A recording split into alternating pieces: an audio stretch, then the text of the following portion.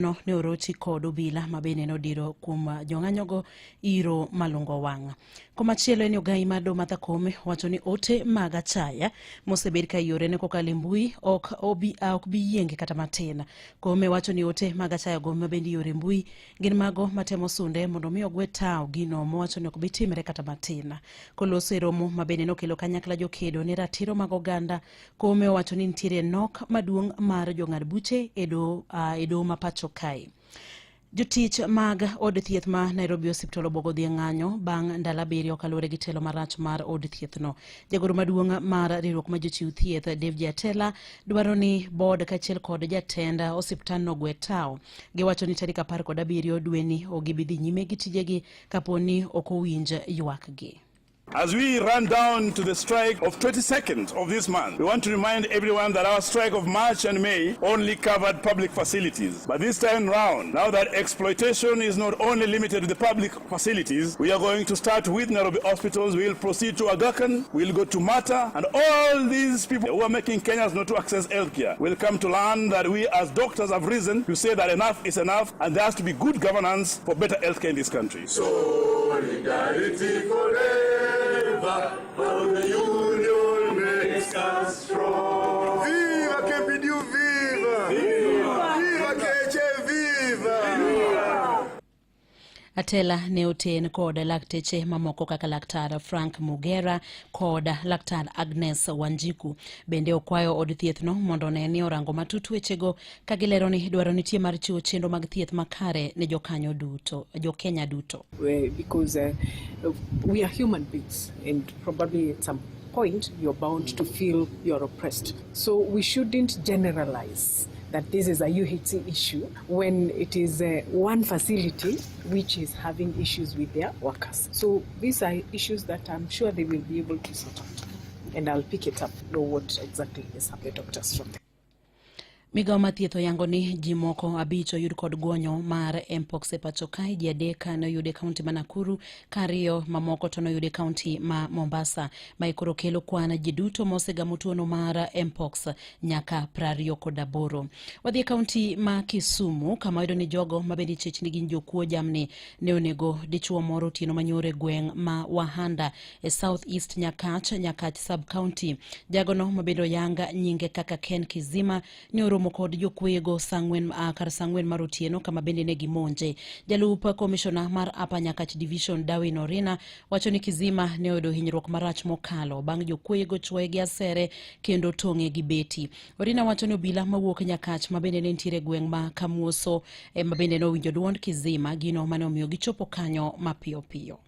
Mtu huyo alipigwa mshale, alikatwa na panga, kisha akafariki. Ningependa kuwashauri wananchi wazidi kuwa macho na kushirikiana na maafisa wa usalama, kushirikiana na chief na naibu wa chief na DO na watu wengine wote ambao wanalinda usalama, ili kuhakikisha hili janga ambalo limetusumbua kwa muda mrefu tunaimaliza kabisa. Pia watu wa Soin Sigoet pia waweze pia kutuangalilia usalama kutoka sehemu hiyo, tushirikiane kwa pamoja, kwa sababu janga kama hili linaweza zua mambo ya vita na hatutaki turudi mahali ambapo tulikuweko tena. Wacha watu washirikiane, tutoe wezi tuwanase, tuwapeleke mahali ambapo panahitajika. Pia wananchi kwa sasa hawajafurahia kitendo hicho, wana huzuni mkubwa, na ningependa kuambia wakuwe na subra serikali inapoendeleza kufanya uchunguzi ili kuwanasa wote ambao walihusika katika kisa hicho. Otherwise tushirikiane, tukae pamoja, tulinde amani. Hatutachoka, tutaendelea kulinda wananchi na mali yao.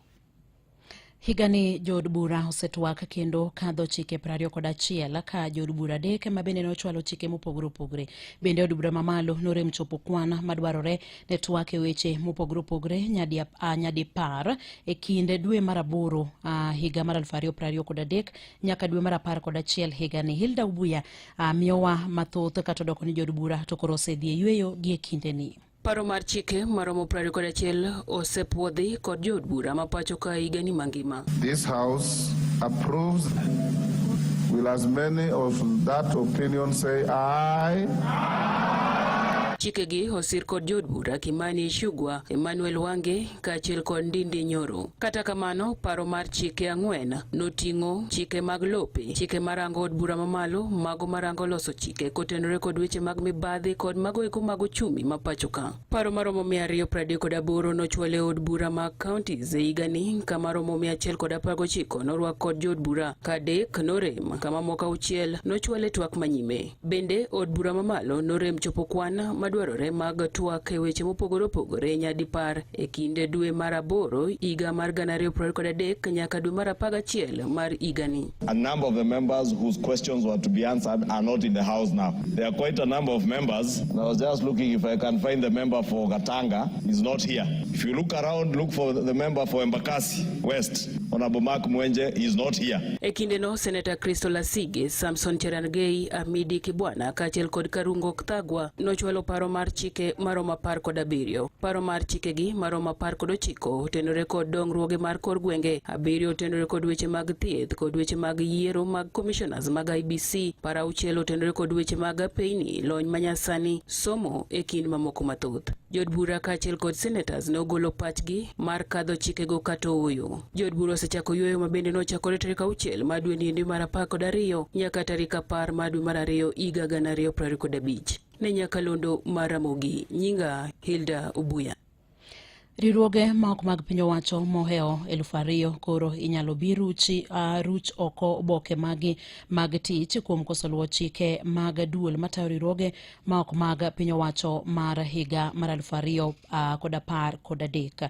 Kaka ileronwa kod lipota marwa Collins Okaka, duol no ramo ni onge thuolo mabende ibiro mi riwruogego mar mondo gichwal kata mondo giluw chike mabende oseketi kod duol mano mabende tayo riwruoge maok mag piny owacho.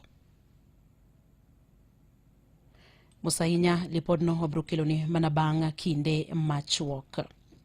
Duolo mochung'ne kedo koda mibadhi e pacho kae oduoko lope 3 mopogore opogore mag sirikal manengo giromo shillings milion 300 e kaunti ma Kisumu. Koloso e gwenge ma Kisumu, jaloso e lo duolno Eric Ngumbi oyango ni lopego kamoting'a paya ne oduoki kalure kod ng'eto mar do. Lopego gin kanyakla kod lope 7 mag skul primar ma Victoria kod apaya mantiere chuny boma ma Kisumu machiegni gi log tich mar kaunti ma Kisumu. Wadhi kaunti ma Siaya, kama ni gwenge mag Nyanza seikore ne somo mar jograde 9 mabende bro bedo dwe mar 1 higa manyien. Kalure gi director mar weche somo gwenge mag Nyanza Lawrence Karuntimi, okang' mokwongo mar gedo mar klese mag grade 9 osetieki e gwenge mag Nyanza, ka okang' mar 2 mar gedogo bende osechope 88%. Kolose skul primar ma Bondo Township e kinde nyasi mar Sidayanga klese 9 manyien mag grade 9. Director no omedo ni koro girito mondo migi omenda ne okang' mar 3 mar gedono kapok ochopo chak higa manyien. So progressively we are putting in place facilities in terms of classrooms for the grade 9 across the region. So we are doing it in phases. So we have phase 1 that is complete. Phase 2 today is at 88% complete, and we are waiting for the allocation of the last phase, that is phase 3, maybe within the week, so that we complete before the start of the year. With all those interventions, we will have the facilities in place. Ewi chenro mar chwalo buge mag grade 9 ne skunde, olero ni gisechopo 100% kowacho ni piny owacho osechwalo buge ne skunde duto e gwenge mag Nyanza. The other issue is with the supply of textbooks, and I think across the region we have supplied the grade 9 textbooks to all the schools, so 100% covered. So we are ready to have the grade 8 graduating to grade 9 for the final year of the junior secondary level or cycle. Karintumi omedo ni kata tiegruok mar jopuonjo mag grade 9 bende osetime gwenge mag Nyanza. The teachers have been trained. We have been training or inducting the grade 9 teachers in the last 2 weeks. So this came to a close at the end of last week. So that has been done. You also know that all the junior secondary school teachers who had been there on internship have been absorbed on permanent and pensionable basis. We are recruiting another 20,000 that is going to be supplying to the schools. That is also in the process of those teachers in primary schools who qualify to teach in secondary school. And I think the figure, if I'm not wrong, is around 35,000 are going to be transferred to the junior secondary. So there is movement in that direction. Riwruoge maok mag piny owacho moheo 2,000 koro inyalo biro choko oboke magi mag tich kuom koso luwo chike mag duol matayo riwruoge maok mag piny owacho mar higa mar 2013. Kaka leronwa kod lipota marwa Collins Okaka, duolno ramo ni onge thuolo machielo ma bende ibiro chiw bang' ka ndalo 15 mane omi riwruogego mar neno ni giluwo chikego orumo.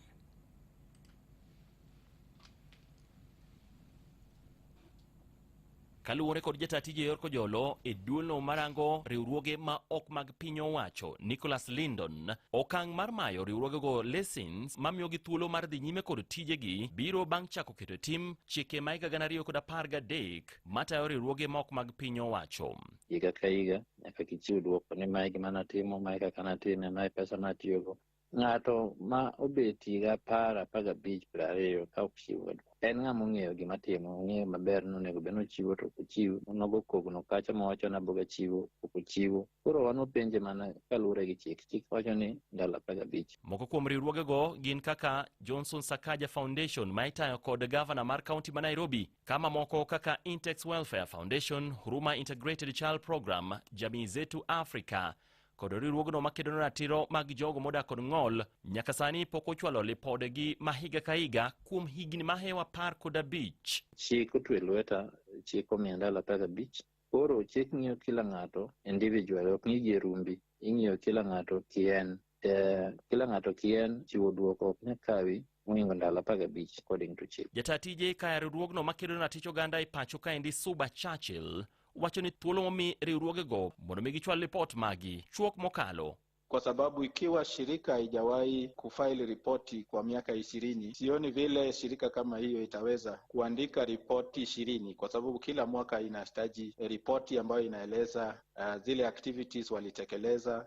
Kuomba taasisi inayohusika na iweze kuongezea muda na mashirika hayo ili waweze kufaili ripoti zao kwa kanuni ambayo sasa imeelezwa kwa sheria mpya. Churchill ben wacho ni moko kuom riwruogego nyalo bet ni oyudore kuma tek, ni mar moko kuom gino ondikore kaluwore kod chike mag board mane itayo kinde mokalo kod Fazul Mohamed. Tumeweza kufikia baadhi yao na ambao wanasema hawakujua kwamba wanatakiwa kisheria kufaili ripoti na ile bodi ya NGO Coordination Act, ama kuandika barua kwamba wangetaka cheti chao chini ya hiyo bodi ifutiliwe mbali kirasmi, kwa sababu sheria hiyo inaruhusu under voluntary dissolution. Ne Nyakalondo Maramogi, Ann Collins Okaka.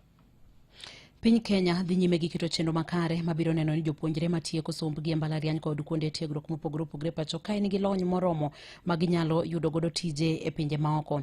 Jatend migawo mar somo Migoso Gamba ne loso romo ma bende nobagi kod riwruok mar UNESCO ka owacho ni mano biro konyo jopuonjrego bedo kod nyalo mar piem makare kod jopuonjre maoko, kendo ok bichuno mondo mi tieggi mokwongo kapok omigi tich. Wadhi kaunti ma Migori kama yudo ni moko kuom jodak ma South Sakwa e Yawendo ochwalo ng'ur e wi kwe ariyo mosebedo kabayo e gwengego, ka bende gikwayo migawo ma rito le mag bunge mano KWS mondo konygi e golo lego kanyo. Jodago kotel gi kod jatend Lensi machon Martin Ondong giwacho ni kwe mosebedo kabayo godiochieng' e apaya ma Awendo Mariwa gino ma bende koro kelo luoro ne jogo matiyo kod apayano. Kata doko ni onge ng'ama bende osemonji, Ondong wacho ni gin gi luoro ni jogo ma bende tiyo kod apaya ma Mariwa Awendo inyalo bi monji, kendo gikwayo sirikal mondo donjre wachno. tadona nyis jo Kenya Wildlife ni samwa weni nitiere kwach gin kwech moko mosebedo chigni 2-3 giwuotho godiochieng' kendo ging'ada ndara. Aparo ni mae en gima riski kabisa ne joma wuotho gi tiendgi kata joma wuotho ga piko. Jo Wildlife wuogura ne oko mondo ne niang soni ka kwach mantiere 2 mawuotho. Koro ka godiochieng' ema giwuotho gotieno to koro ginyatimo jinado. Omiyo mano gima kwayo mondo wabed ni wan gi kwe e ndarani. To bado nyiso jopiny ni koro samu wuotho kik iwuoth ng'at achiel, temburu mondo iwuoth ka un e ndarano ji 2 kata ji 3 mondo kadipo ni kwach owuok to diyud kaka dukonyre. Imedo winjo matut e kor gwenge gi Roda Odhiambo. Wadhi kaunti ma Homa Bay kama yudo ni kweth jodongo e kachung'od bura mandhiwa e kaunti ma Homa Bay kwayo jotenda kata jatend migawo mako jolo mar arita ma iye Musalia Mudavadi mondo witoko kang' mar chugo sub county manyien e Ndhiwa ka giwacho ni paro mabende ne gigole kinde chendo mar kawo pach jopiny ni ok oti godo kata matin. Kowuok e kaunti ma Homa Bay, Ali Abich miwa ler mathoth ewi wachni. Dwe mokalo piny owacho kokalo bad migawo mar arita ne ogo chape oboke mar piny owacho sub county manyien kachung'od bura mandhiwa ma Ndhiwa East sub county ka sub county mandhiwa to ne oloko nyinge ni Ndhiwa West. Kata kamano kweth jodongo mowuok e kachung'od bura mandhiwa koro wuok ka pingo pok manotimno ka giwacho ni ne ok otim e yo mowinjore. Jodongo go mane loso gi jofwamb weche bang' chiwo ng'ur margi e apis county commissioner ma Homa Bay Moses Lilan ka otelo kod jagoro margi Alfred Ogao wacho ni kata odoko ni giyie kod sub county manyien manomigi to dwaro margi en mano me gweng' ma Kwabuayi, Kanyadoto, gwenge ma Kanyikela, Kamenya kod mano ma Kuguta kaachiel kod ma Kaguria onego bed kamoro achiel e sub county ma Ndhiwa West. No wuok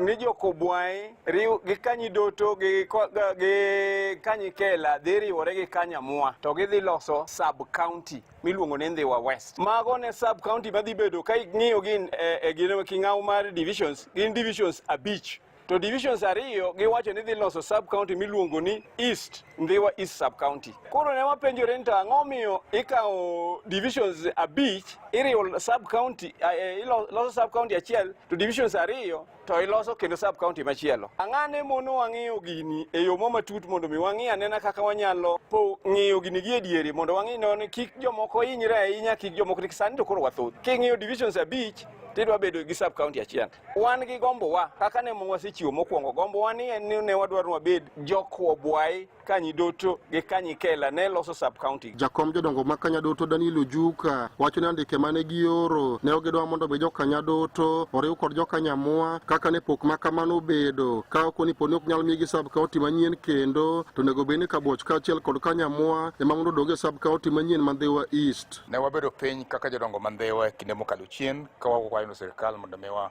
jotich machiegni gi jopiny. Mano wabedo mwaketo andika mwaoro nyaka kama owinjore ketie. Koro warito kanyo dwoko wuok e dwoko mobuogo. Wan kaka jo Kanyadoto onge bura mane wasebedo mwakwayo mondo rewa wabed gi Kanyamwa. Wajo Ndhiwa wadwaro kwe. Sirikal mantie ne sirikal mwageno ka gini en achiel emomedi Ndhiwa sub county. Ng'ama iluongo ni Jakaboch gi Jakanyamwa obede sub county achiel miluongo ni Ndhiwa East sub county. Jodongo go eko ne okwayo sirikal kokalo migawo mar arita e pacho ka mondo winje kwayo margi mondo pok ma kamano time e yo mowinjore. An iluonga ni John Weberoyoko, organizing secretary mar Kaguria. Nikech wang'eyo ni pesa tin kaka iwacho. To ka pesa tin yo mopogo Ndhiwa ok ber ahinya. Wan kaka Kakaku means Kaguria Kamenya Kuguta.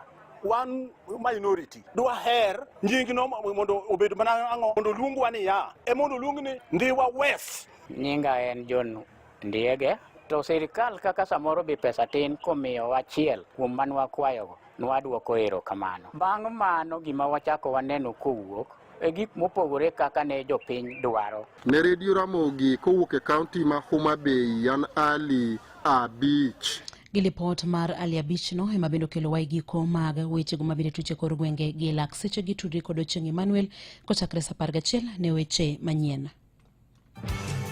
Mago ne matuch e kor gwenge gi Roda Odhiambo.